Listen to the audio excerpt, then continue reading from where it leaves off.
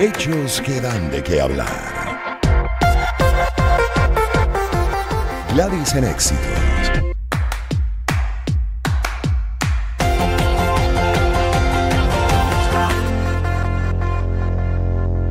Cuatro y 30 minutos de la tarde de este miércoles 22 de noviembre vamos a desarrollar el primer tema con la doctora María Montoya, abogada especializada en Derecho Migratorio y también en Derecho Constitucional. Uno de los hechos que está dando de qué hablar es las deportaciones de venezolanos, incluso desde Islandia, personas que estaban en trámite de asilo, también Alemania, Estados Unidos con vuelos directos, del sur también se insiste, por ejemplo en el caso de Chile, el presidente recibe presión para que se deporte a un número significativo de inmigrantes de diferentes nacionalidades, incluyendo venezolanos.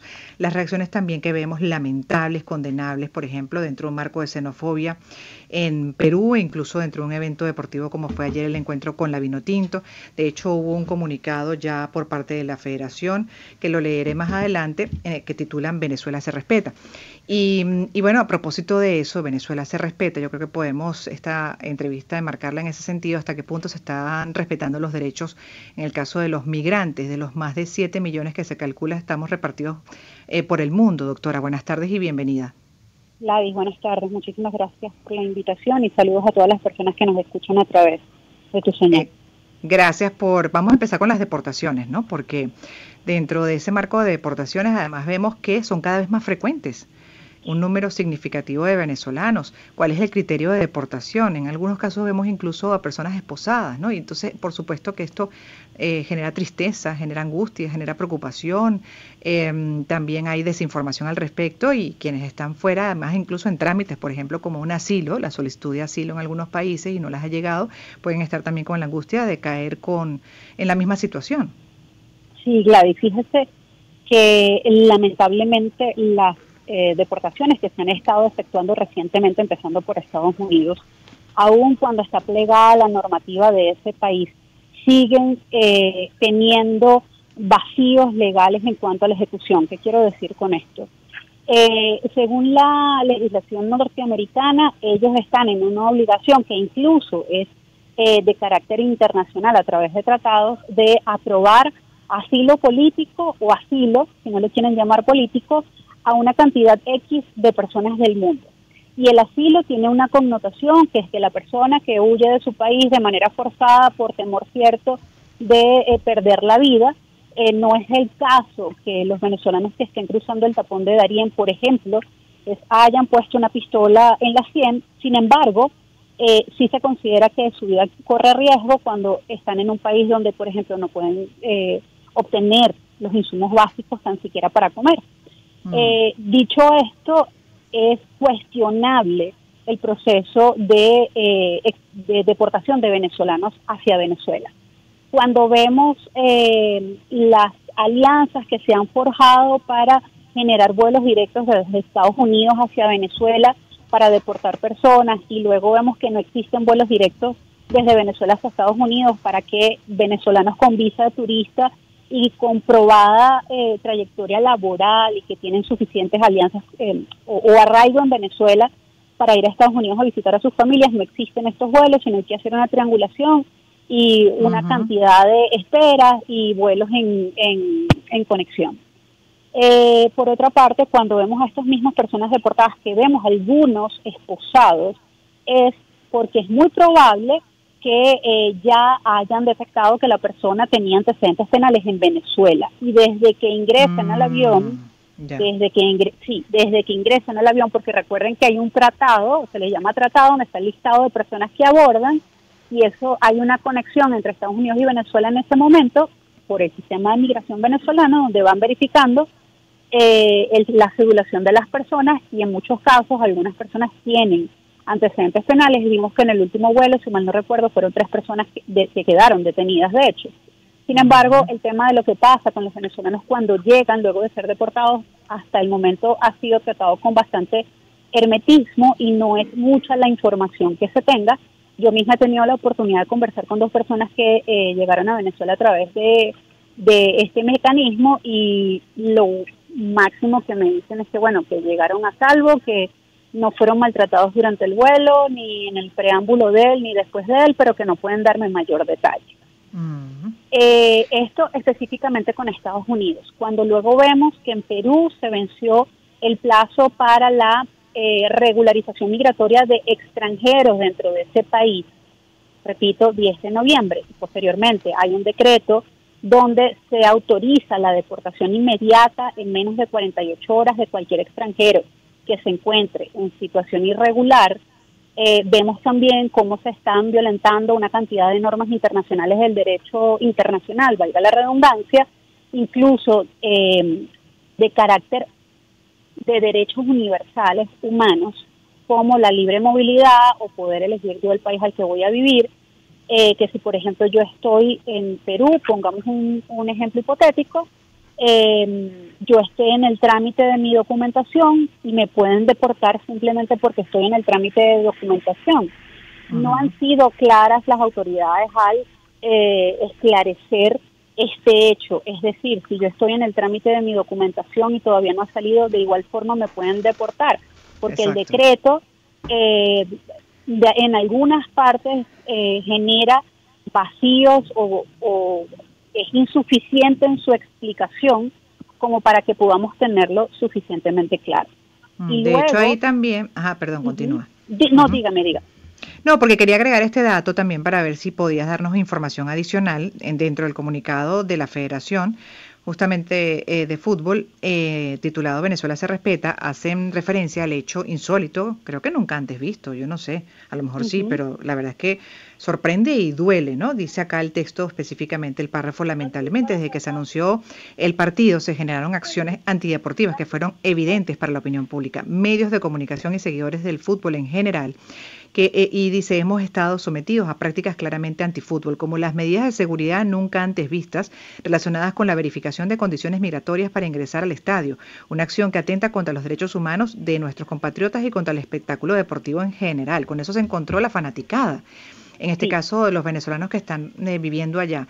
Y sin duda sorprende, ¿no?, que hayan aprovechado ese momento para ver quién sí, quién no cumplía con la norma y bueno, hasta podía ser detenido en ese momento, ¿no?, dentro de ese espacio y contexto deportivo. Correcto. Ahora bien, de este preámbulo que usted acaba de hacer. En Perú hay aproximadamente cerca de 1.500.000 venezolanos, ¿sí? Es un número grande de los 7.7, poco más, millones de venezolanos que se encuentran fuera del país. Cuando desde el Poder Ejecutivo y desde las políticas públicas de ese país hay un direccionamiento que pareciera una xenofobia institucionalizada hacia venezolanos y salvo mi derecho de decirlo e incluso la responsabilidad de emitir este comentario, porque realmente eso es lo que parece, porque si usted encuentra que emiten este decreto y posteriormente en las inmediaciones de un estadio de una competición deportiva hay una revisión migratoria donde hay un juego del equipo venezolano y está esta cantidad de venezolanos en ese país, por supuesto que es una agresión franca a los derechos humanos. Eso por una parte. Luego, la FIFA dentro de su normativa prohíbe la discriminación por cualquier motivo, razón y causa.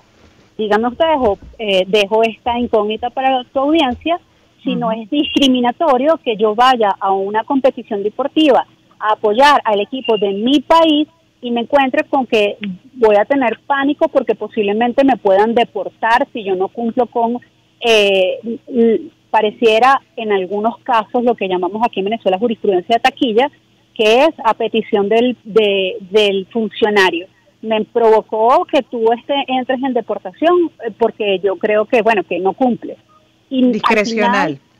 Es discrecional del funcionario que ejerza la actividad o que la ejecute.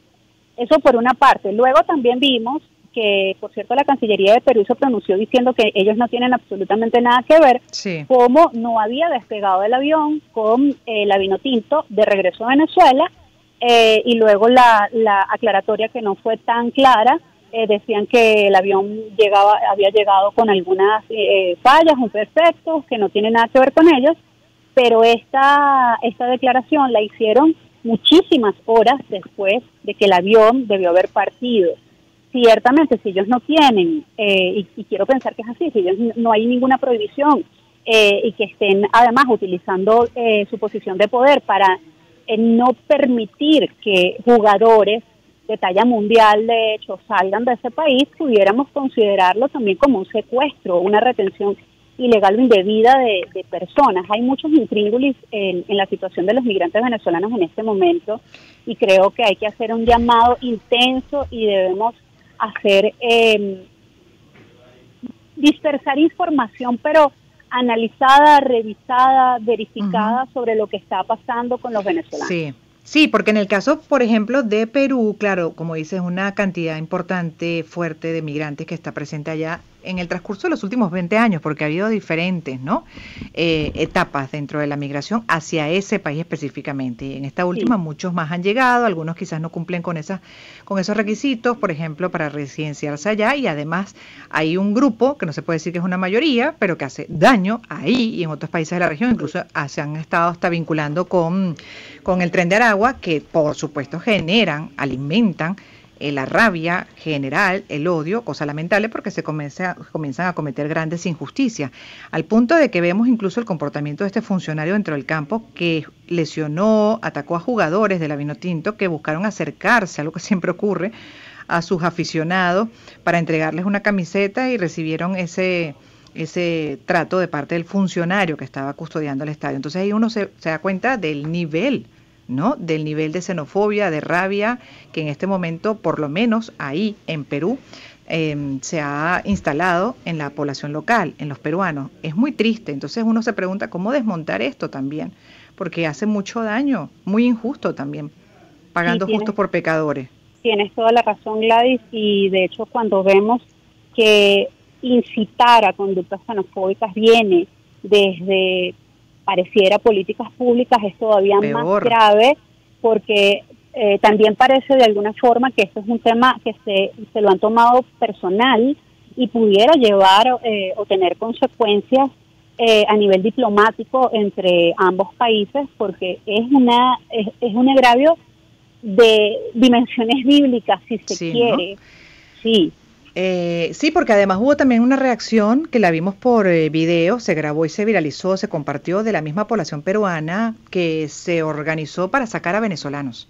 No sé si llegaste a ver ese video. Sí, y cuando vi eso dije, ya estamos llegando a unos niveles muy peligrosos. Claro, por supuesto, pero vuelvo y repito, si desde el propio gobierno, si desde el seno del gobierno, del Poder Ejecutivo de ese país, incitan estas conductas. Y no se paran, así es. No se detienen, al contrario, avanzan, porque alimentan. Es inverosímil pensar que hayan colocado una estación de revisión, de documentación para verificar antecedentes migratorios de la regularización migratoria, valga la aclaratoria. Esto no es una discriminación, sabiendo que allí van a estar venezolanos porque jugaban la Vinotinto y que la población venezolana en Perú es de más de 1,5 millones de personas, o casi 1,5 millones de personas.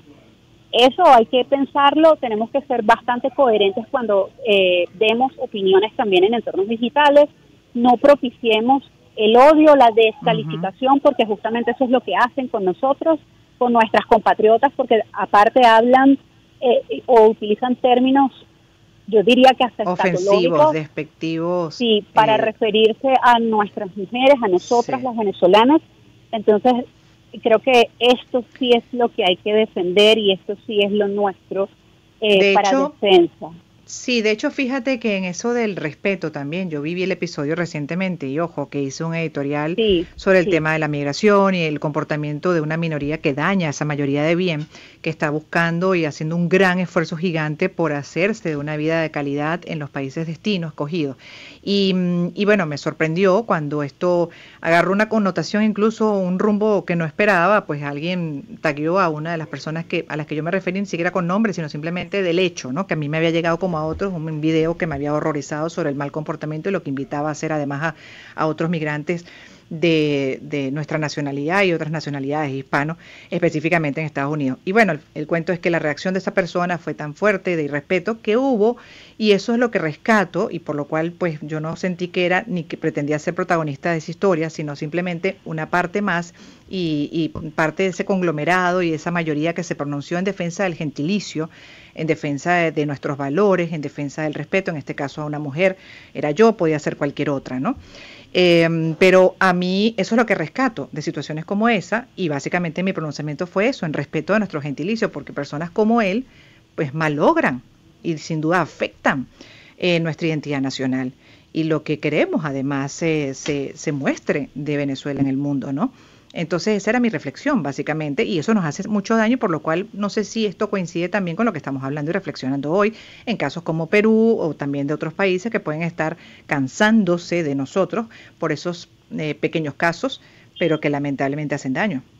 Gladys, es que esa reflexión que viste en ese editorial es realmente lo que deberíamos viralizar. No ponerle nombre, no ponerle incluso nacionalidad, sino casi que creo que lo que sucedió fue satanizar esa conducta, que evidentemente es una conducta delictiva, y que por esa conducta delictiva pagamos todos y nos señalan a todos. Entonces, visibilizar las cosas que están mal, pareciera una contradicción, está bien, pero no podemos caer en esas situaciones donde nosotros hemos salido perjudicados. Enaltezcamos las cosas que hacemos bien los venezolanos que estamos acá y los que están afuera. Seamos colaborativos y empáticos entre nosotros mismos. Esa defensa férrea que tuvo Gladys Rodríguez en este episodio es lo que deberíamos hacer dentro del marco del respeto con todos los venezolanos que estén dentro y fuera del país, porque emigrar no es un delito, es un derecho adquirido por la Declaración Universal de Derechos Humanos en el artículo 3, cuando dice que todo ser humano tiene derecho a la movilidad y a elegir dónde vivir. El respeto antes que cualquier otra cosa.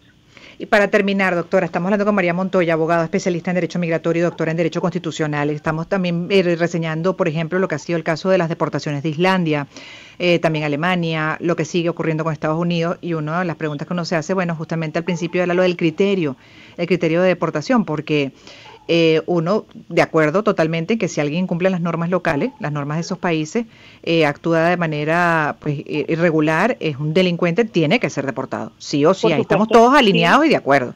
Ahora bien, ¿cuál es el criterio para que realmente eso sea lo que ocurra y no que gente que está hasta incluso ya instalada, que tiene una vida, que está esforzándose, que lo que está esperando el resultado, por ejemplo, de una solicitud de asilo, no entre dentro de ese grupo de deportados? A ver, sí, hace 2 días, para tomar como ejemplo Alemania, la 6ª persona en calidad de deportado tuvo que salir de su casa sin haber cometido ningún delito, obligada en plena noche a salir de su hogar con un par de pertenencias en compañía de la policía. Esto es otra cosa que no solo me sorprende, sino que me horroriza, porque volvemos a la situación del respeto del derecho humano, del derecho, capaz esto podría sorprenderlos, pero el derecho a dormir tranquilos. ¿Cómo van a entrar a una residencia a mitad de la noche a sacar a una familia de su hogar? Hasta nada más son 6 personas, pero 6 personas pueden convertirse en 100, en 1000, y pare usted de contar. Y son 6 seres humanos. Son 6 seres humanos con familias, con derechos, con necesidades. Recibieron la respuesta manifiestamente infundada a la solicitud de refugio. Esa fue la respuesta que les dieron, manifiestamente infundada. Ok, pongamos que la legislación de Alemania prevé dentro de sus leyes de migración que si esa es la decisión de un tribunal o del juez que la emita, debe usted retirarse del país en el plazo de 24 horas si queremos ser extremistas, pero sacar a la persona del sitio donde habita de esta forma es un irrespeto y es una falta a su derecho humano, al derecho a tener, sí, por supuesto.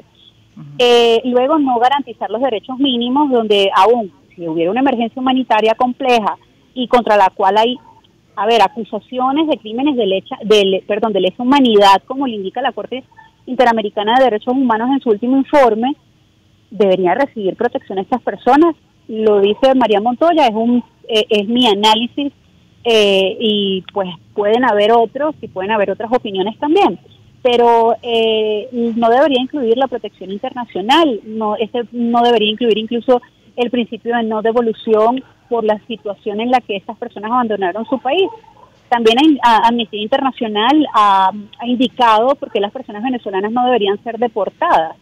Y por otra parte, un poco paradójico, Alemania está muy necesitada de fuerza laboral en distintas áreas, no solamente ingenieros, profesionales de tecnología de la información, enfermeros, sino también cocineros, mano de obra, de base, meseros, cantineros, carniceros, entre otros, pero ahora son deportados. Entonces pareciera un poco incoherente las políticas públicas, sí, también desde ese punto de vista.